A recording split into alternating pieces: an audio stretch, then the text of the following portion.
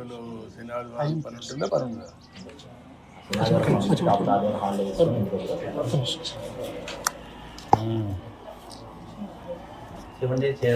Sunday కూడా ఆడలేదు లేక ఆడలేదు అంటే వాళ్ళ బట్టి.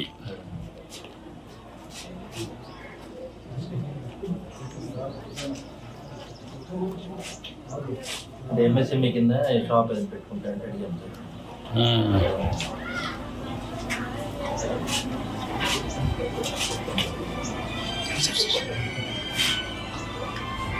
పొలం పనికి వెళ్తున్నాము. అదే అమ్మా.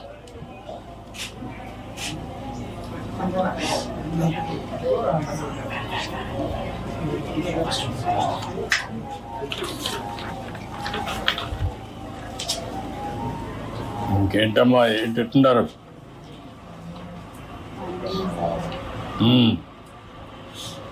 ఇల్లు ఎప్పుడు కట్టారమ్మా? ఇల్లు కట్టుకోమని ఆర్డర్ వచ్చింది సార్. 2018లో పూర్తయిపోయింది. డబ్బులు వచ్చిందా? డబ్బులు రాలేదా? ఇంకా ఇవ్వాల?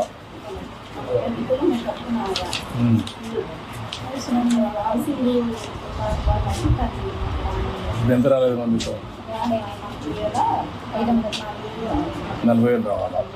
బేసిక్ గవర్నమెంట్ ఆగిపోయింది, మళ్ళీ మన దాంట్లో ఇస్తా అన్నారు. ఇప్పుడు వస్తాయి అమ్మాయి interior housing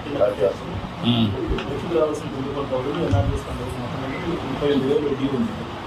government మారైతే interior housing విలేజ్లో మనకి 24 lakhs ఏది ఇంటీరియర్ హౌసింగ్ కింద 24 lakhs. ఈ విలేజ్ 24 లక్షలు. ఈ విలేజ్ అయితే 24 లక్షలు, 24 lakhs. ఇప్పుడు ఆ డబ్బులు ఇచ్చేసేయండి ఇమ్మీడియట్గా. 32,000 కొత్త ఊర్దంతా ఇచ్చేయమంటాం. నేను అక్కడ అనౌన్స్ చేస్తాను, ఇచ్చేసేయండి. ఉంటే చెక్ ఇచ్చేసేయండి అమ్మాయికి మాత్రం. ఊరంతా ఇచ్చేస్తాం.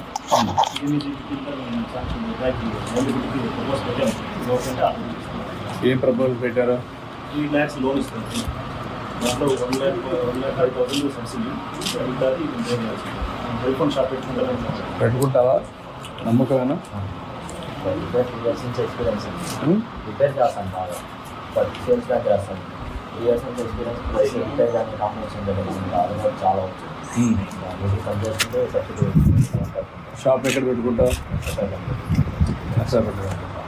ఇదైతే మనకి దారం బాగా వస్తుంది. పల్లెటూరు అయితే పల్లెటూరు అయితే ఎంతవరకు ఎక్కడ ఎంత పెట్టుకుంటావు? 2 కిలోమీటర్లు 4 kilometers 5 కిలోమీటర్లు. నువ్వేంటమ్మా, ఏం చదువుకుంటావు నువ్వు? డాక్టర్ చేయాలా? ఏమ్మా తీసుకున్నావా? ఎక్కడ?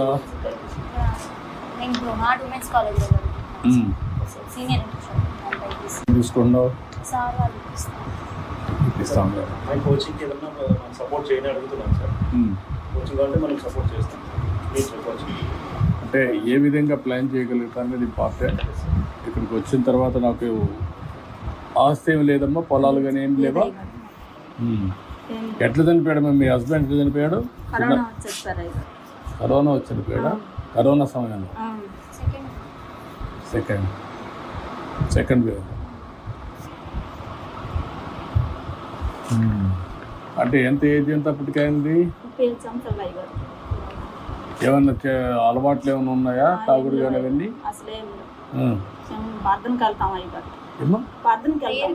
ప్రేయర్కి వెళ్తా. అంటే ప్రేయర్ ఎవరు చేయరా పని? తాగుతారు కదా? ముందు తాగుతారు కదా?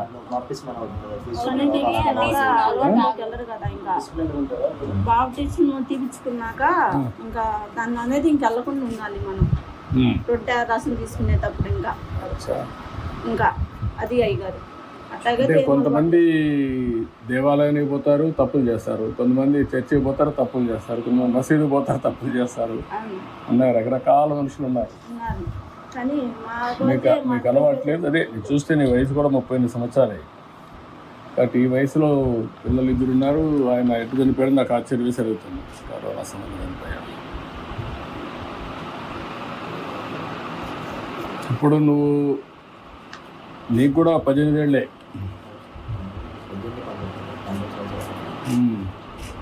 నువ్వు కూడా స్కూల్ నిలిపేసావు. స్కూల్ నిలిపేసాను. తర్వాత అమ్మ అంటే ఇంకా అమ్మ ఒకటే కష్టపడలేదు అని చెప్పేసి నష్టపడి వచ్చిన వరకు తీసుకొని రావచ్చు మ్యారేజ్ అంటే. ఇప్పుడు మీ ఇంటి మీద సోలార్ పెట్టిస్తే పెట్టుకుంటారమ్మా? పెట్టుకుంటాం ఇది. సోలార్ పెట్టించేస్తే కరెంట్ బిల్లు కట్టే పని ఉండదు. సర్వే చేశాం సార్, చేస్తాం. ఈ విలేజ్ అంతా చేస్తారా? విలేజ్ ఎన్ని యూనిట్లు వస్తాయి? విలేజ్ ఎస్సీస్ ఉందా? ఎస్సీస్ మనకి 161 ఎలిజిబిలిటీ స్పేస్ ఉన్న వాళ్ళు 161 వచ్చారు సార్. వాళ్ళ బట్టి మనం చేస్తాం సార్. ఓకే.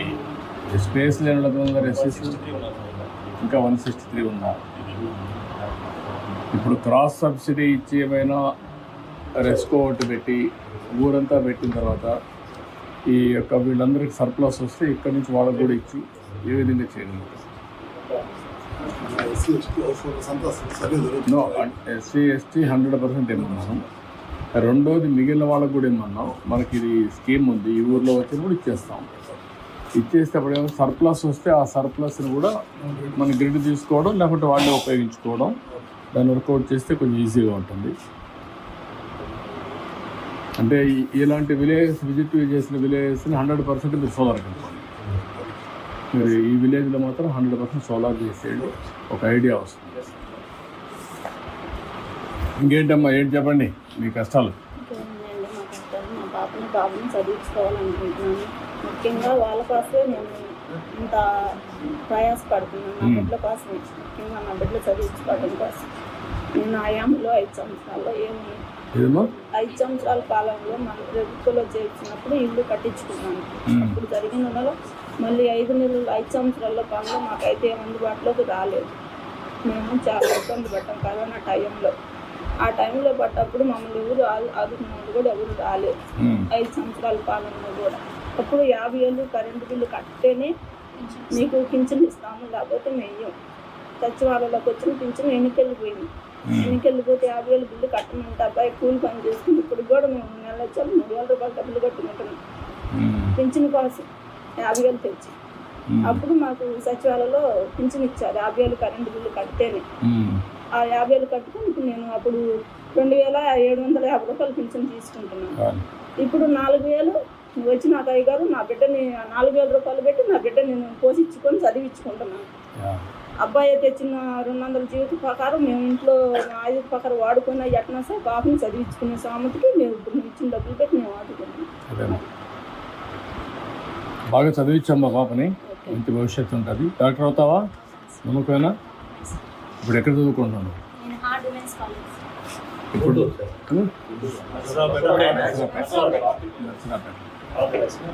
మంచి కాలేజ్ అనేది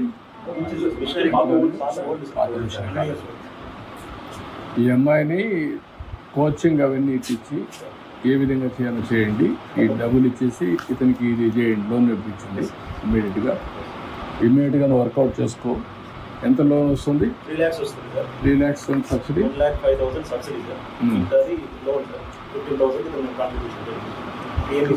అది దేని కింద వస్తుందా? సబ్సిడీ దేని కింద ఇస్తున్నారు? ఎంఎస్ఎంఏనా? దేని కింద? ఏ గవర్నమెంట్ ఆఫ్ ఇండియానా? ఏ ఫండ్స్?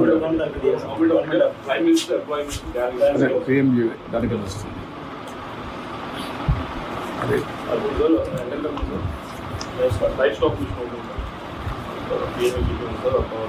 అవి ఉన్నాయి. మన కార్పొరేషన్లో కూడా లింక్ చేసామా లేదా? అది ఒక సబ్సిడీ మాత్రమే ఒక ఫ్యామిలీకి వస్తుంది సార్. అది 50,000 ఉంది సార్. దీంట్లో ఎక్కువ వస్తుందని దీనికి పెట్టాలి.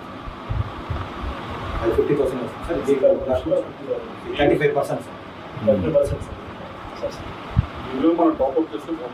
అదేనండి, ఒక పని చేయండి.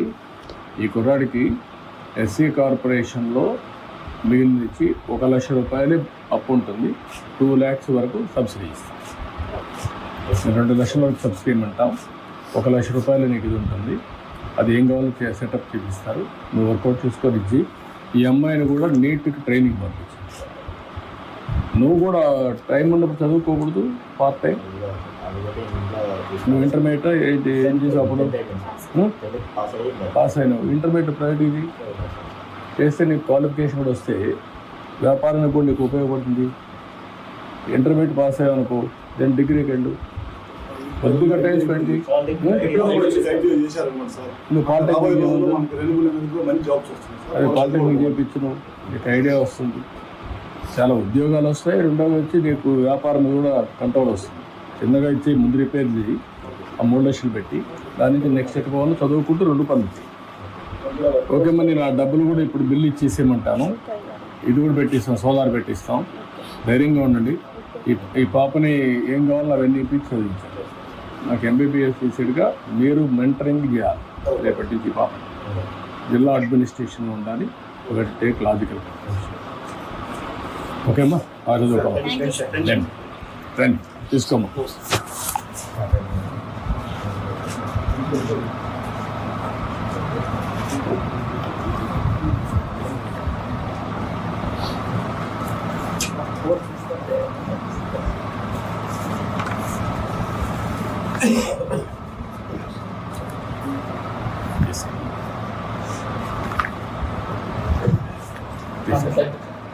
రామ్ అటు ఇట్లా లేము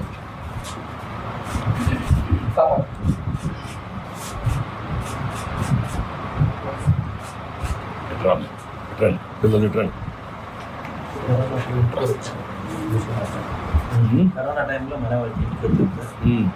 ముందాక నేను దగ్గర కాలేజ్ వివరాల బయట మన కార్యకర్తలు వచ్చారు.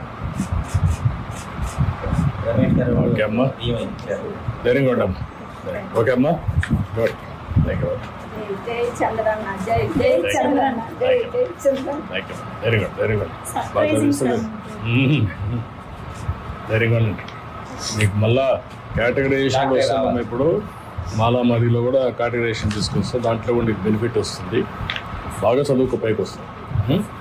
నువ్వు బాగా తెలివిగా ఉన్నావు, ఇంకా బాగా చదువుకోవాలి, కష్టపడాలి. ఇప్పుడు కష్టపడితే జీవితాంతో సుఖపడతావు. కష్టపడతావా? నమ్మకమేనా? ఏంటంటే నువ్వు సెట్ అవుతావా?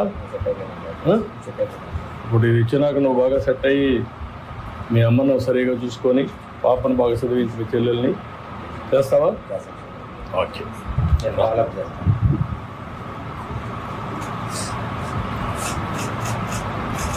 నాకు అక్కడ ఇటు రమ్మా, నువ్వు ఇటు రా, బాగా చదువుకోండి. అటు రమ్మ.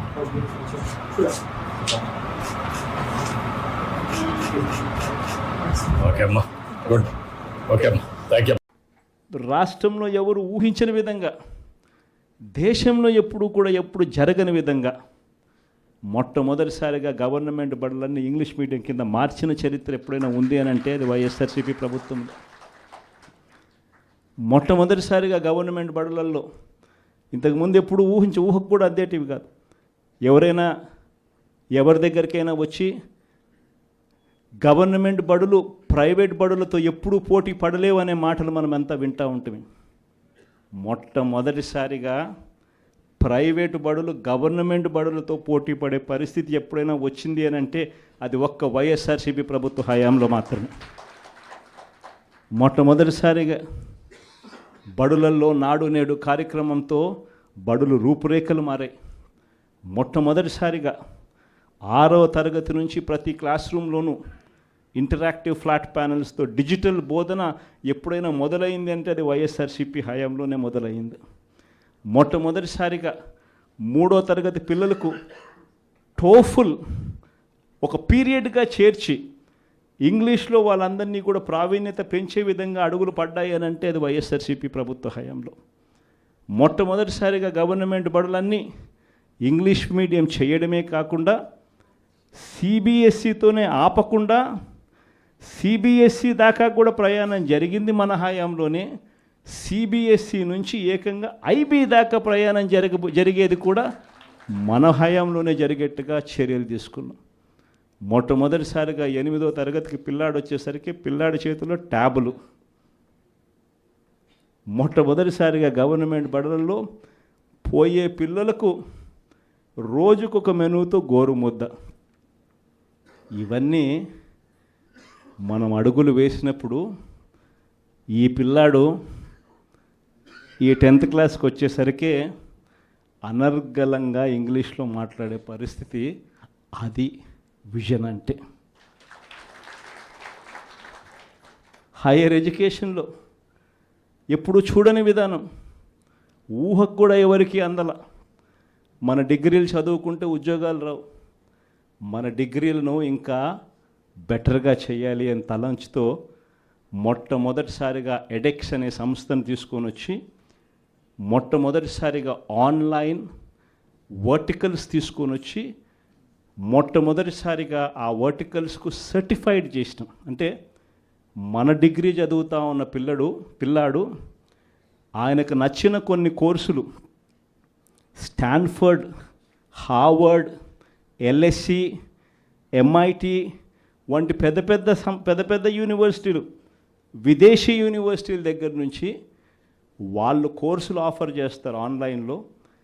మన పిల్లలు ఆ కోర్సులు ఇక్కడ తీసుకుంటాడు, తీసుకొని ఆ ఎగ్జామ్ రాస్తాడు, రాసిన ఆ ఎగ్జామ్కు ఆ యూనివర్సిటీ సర్టిఫికెట్ ఇస్తుంది. ఆ సర్టిఫికెట్ మన కరికులంలో భాగమవుతుంది. మన డిగ్రీ తీసుకున్న పిల్లోడు బయటకు వచ్చేసరికి ఆ పిల్లానికి 4-5 రకాల కోర్సుల్లో ఒక ఆక్స్ఫర్డ్ సర్టిఫికెట్, ఒక ఎల్ఎస్సి సర్టిఫికెట్, ఒక ఎంఐటి సర్టిఫికెట్, ఒక స్టాన్ఫర్డ్ సర్టిఫికెట్తో పాటు తన డిగ్రీ తన చేతికి వస్తుంది. అంటే రిస్క్ మేనేజ్మెంట్ కోర్సు ఎల్ఎస్సి ఇస్తుంది సర్టిఫికెట్, డేటా అనలిటిక్స్ కోర్సు ఒక స్టాన్ఫర్డ్ ఇస్తుంది సర్టిఫికెట్, అసెట్ మేనేజ్మెంట్ కోర్సు ఒక ఎల్బిఎస్ ఇస్తుంది సర్టిఫికెట్. ఇలాంటి సర్టిఫికెట్లతో పిల్లాడు బయటకు వచ్చి తన డిగ్రీ పొంది తన అప్లికేషన్ పెట్టుకుంటే ఎలాంటి ఉద్యోగాలు వస్తాయి అన్నది ఆలోచన చేసి ఆ పిల్లలకు విద్యా దీవెన, వసతి దీవెనతో సహా ఇవన్నీ ఏర్పాటు చేయడం అన్నది విజన్ అంటారు. వైద్యం కోసం ఏ పేదవాడు అప్పుల పాలయ్యే పరిస్థితి రాకూడదని,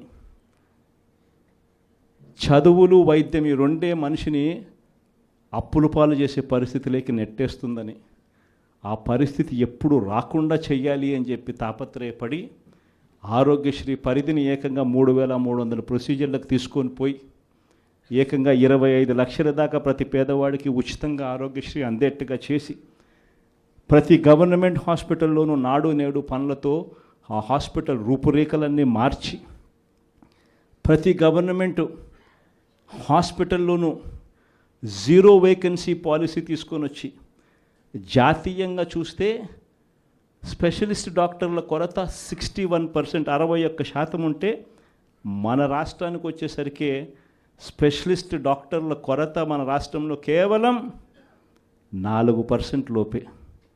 0 వేకెన్సీ పాలసీ తీసుకొని వచ్చి ప్రతి హాస్పిటల్లోనూ డాక్టర్లు ఉండేట్టుగా చేసి ప్రతి హాస్పిటల్లోనూ WHO GMP ప్రమాణాలు కలిగిన మందులు మాత్రమే అవైలబుల్గా ఉండేట్టుగా చేసి గ్రామ స్థాయిలోకి విలేజ్ క్లినిక్లు తీసుకొని పోయి గ్రామ స్థాయిలోనే ఫ్యామిలీ డాక్టర్లను తీసుకొని వచ్చి గ్రామ స్థాయిలోనే ప్రతి 6 నెలలకు ఒకసారి ఆరోగ్య సురక్ష కార్యక్రమం చేసి ప్రివెంటివ్ కేర్ అంటే క్యూరేటివ్ కేర్ అంటే క్యూరేటివ్ కేర్ అంటే రోగం వచ్చిన తర్వాత వైద్యం, ప్రివెంటివ్ కేర్ అంటే